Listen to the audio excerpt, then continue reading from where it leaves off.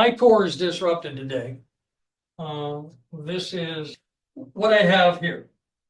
By the way, I've marked ideally so you can see.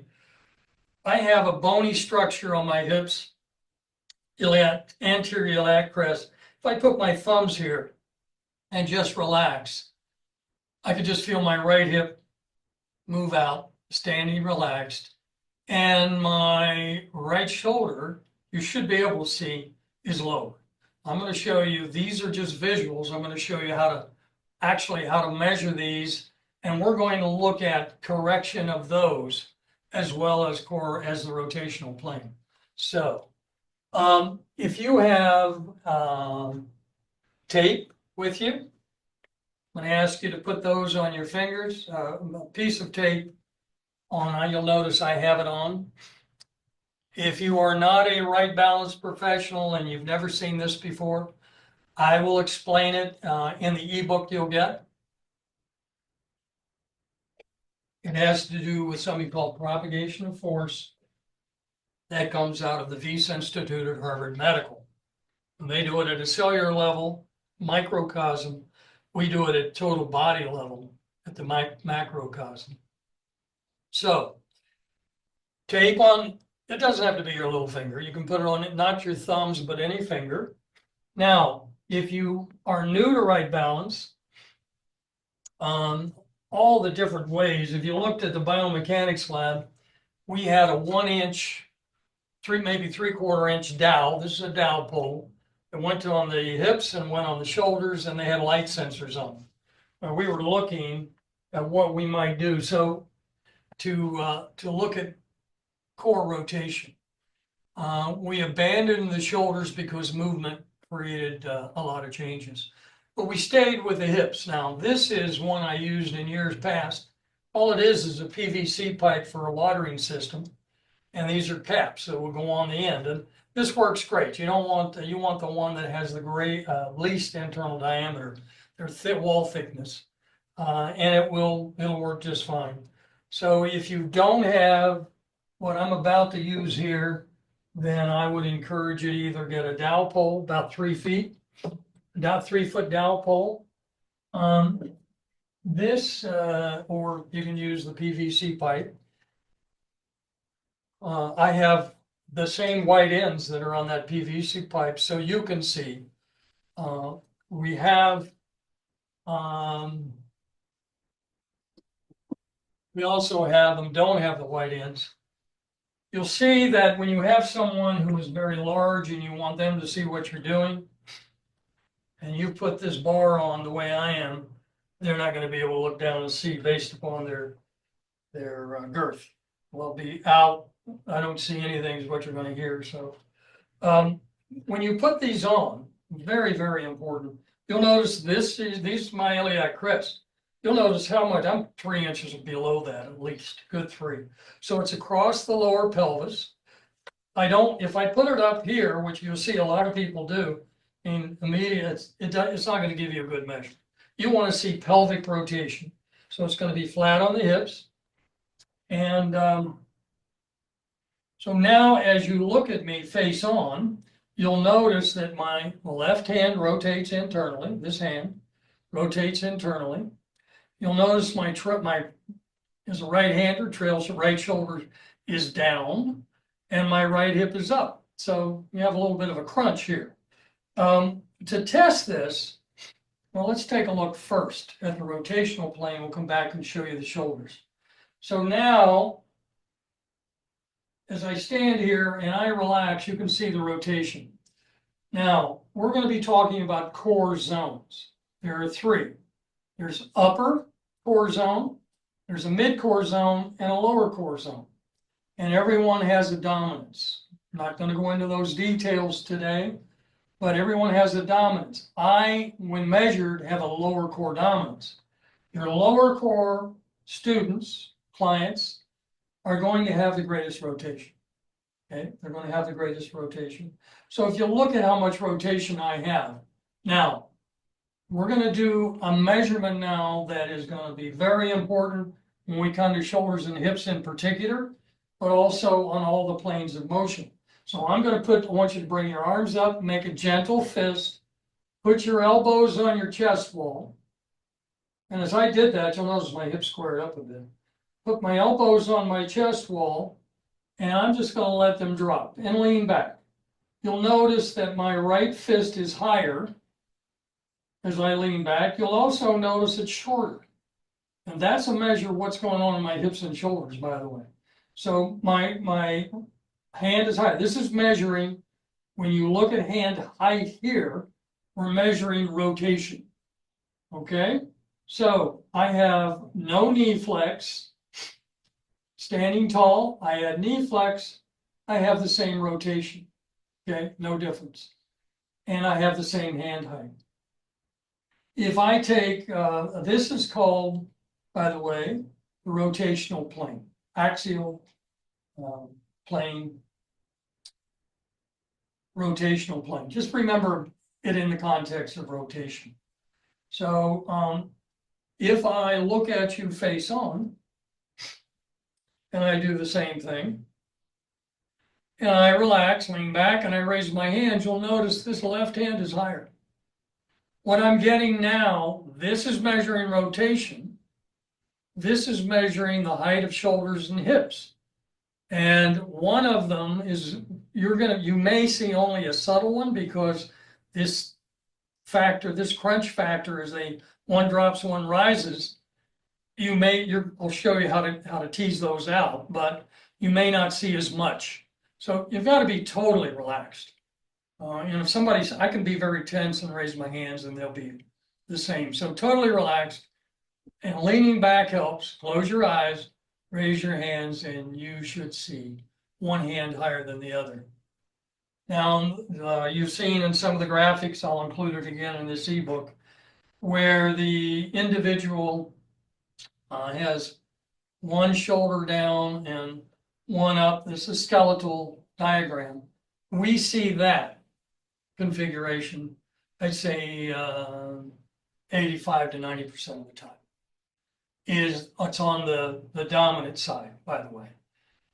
And we still see on the non-dominant side, 10 to 15%, you'll see the left shoulder down and the left hip up, just the opposite.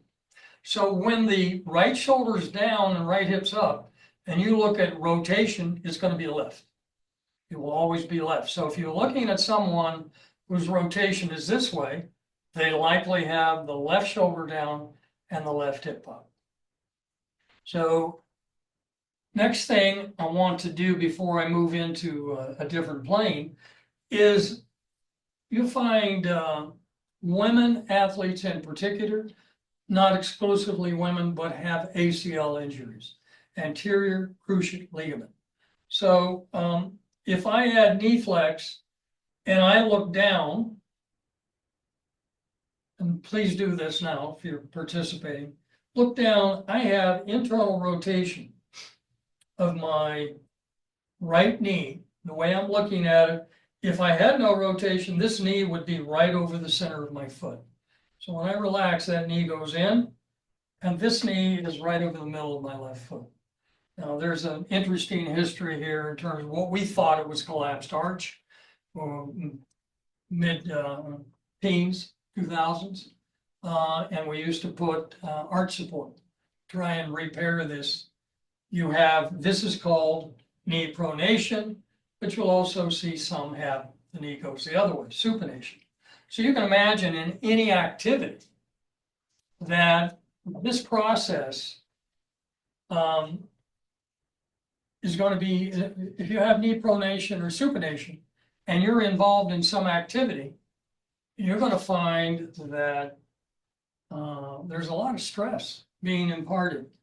If I'm running and this knee is moving in, you see people walking on the street, you can see that pronation as they walk, or supination.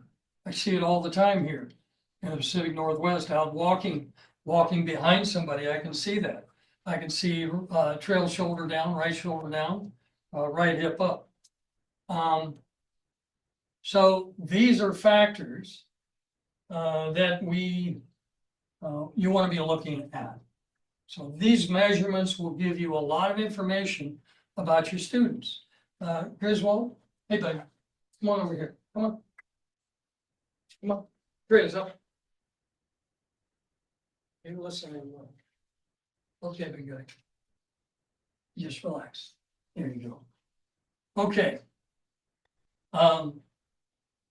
So the other measurement, we're looking at hand height, we're looking at rotation. There, the hip, by the way, yeah, the hip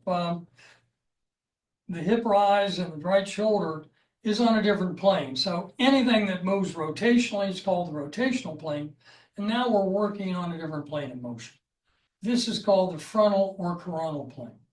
So anything that goes this way, parallel, think of parallel to this way is on that coronal plane. Anything that goes rotationally is on the rotational plane. It's also, it has a couple of other names, but just remember, just think of parallel. So now we're going to look at something called the sagittal plane. Now there are four measurements, something I want you to remember, and you'll see it today.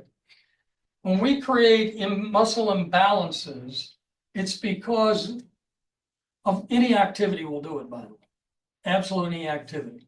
If I'm riding my stationary bike, if I'm on a walk, if I'm mowing the lawn, vacuuming, doing curls, wall slides, no matter what exercise I'm doing, we're going to get the core very square today. But no, after that, anything I do is going to tug on my core in some fashion. And you're going to learn how to identify that and how to put it back in balance. It's quite simple. Not a very involved process, but it's quite simple once you understand. Now, there's a lot to unpack here today, so please bear with me. You've seen me, if you've been and seen some of the other videos, where if I take, hips are rotated, if I take a step forward, my hips rotate, okay? And that's on the right side. If I take a step forward, my hips rotate. Now, on occasion, you'll see someone step forward on the left and see hip rotation. Now, we're going to be looking at knee flex versus no knee flex. It's a very, very important, pretty recent concept. Still testing it, but I think you'll find that it's going to be very important. Planks, for example, push-ups. When you do an exercise, if I were to do curls here today, or calf raises without knee flex versus with knee flex, I'm getting a very different response. One's going to train the front, knee flex will train the front of whatever muscle group I'm looking at, and no knee flex will train the back of that same muscle group. So the planes of motion, this is called sagittal plane. So if I'm looking at it with no knee flex, which we're going to do, no knee flex, I still have rotation. Okay? No knee flex, I still have rotation. Well, then I add knee flex, I still have rotation. So I have thoroughly disrupted my core today. So we're going to go with no knee flex, add knee flex. So this is measuring the front. We'll talk about the muscle groups here in a little bit. And this is measuring, I'm sorry, no knee flex measuring the back. This is measuring the front. Same thing on both sides. Exactly the same thing. So as I do this, I'll step forward to show you now. No knee flex, I can do this, but I can also see how's this plane this way, how coronal plane, frontal plane, how's it being impacted as I walk. Okay, what you'll find if you look at my hips now, right hip is up, so I'm getting two actions as I walk. So I get a dropping of the hip and a rotation. I'm getting a rise of the hip and a rotation. So my hips are going in the piston-like, plus they're moving open and closed as I walk. A lot of friction, a great deal of friction there. So sagittal plane. To test this, we digress and tell you that we talked about looking at the abdominal muscles as being the core, how that expanded. It's expanded still since into what are called muscle slings. There are 4 muscle slings, and we're going to be looking at aspects of each today. The 4 muscle slings being as I say this, I'm thinking back, well, what about those muscles in the abdominal region we used to think were core, but currently we're not going to be trying to identify everyone, but currently muscle slings go across the body in the front and the back. These are called anterior obliques, and they go across the body in the back. And then we have posterior obliques, and I'll show you how to activate those and how to activate and how to challenge and how to correct. That's a big part of the sling. So there are 4. There's a longitudinal sling that goes up and down the spine, right through the spine. We're going to correct that one today at the end of the session. That's the multifidus multifidi. It runs the length of the spine, supports the spine, and rotational moves. And the other is the lateral. But don't think of it as isolation. When we look at the slings that go across the body like an X, really, from here to here, and it actually goes up the spine and down in the longitudinal, but covers the glutes, and you'll see it going into the legs. So we no longer think of core as just everything but limbs. The only thing I haven't seen when I looked at the slings, and by the way, I will put illustrations of the slings just so you have an understanding of visual, not because we need to learn. You're interested, you can. The oblique slings we're going to be working on to correct hip height and shoulder height, by the way. So those are the planes of motion. Now the sagittal plane, and think of the body being divided in half this way. So that's half the body. The sagittal plane is left and right. But it also has different sagittal planes through the body. Those are called parasagittal. We're not going to go into those, but just know that it's not just half the body. We're getting part of the body on one side, part of the other. Why is that important? Well,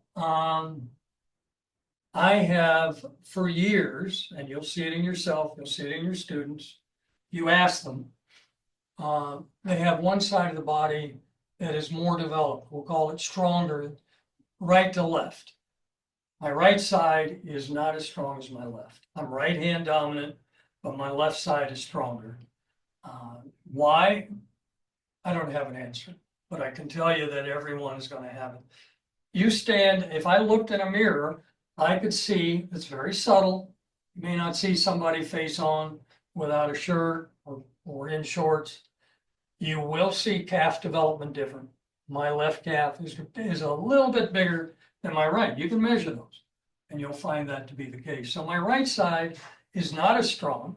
So consequently, I have to, when I'm exercising, be aware of that and build it. I'll show you examples of that today, right to left. So the things you want to remember thus far are front to back. No knee flex is back.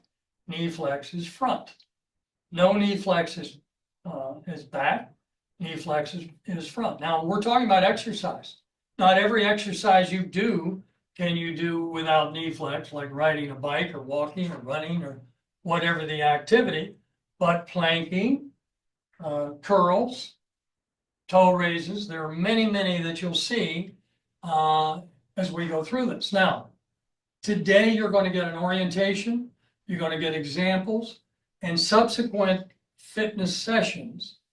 We may not have them monthly, but I will have them lined up. We're going to cover a different exercise or activity and show you once we have a good baseline, have a square body, we'll be able to evaluate what happens when I go out for a long walk.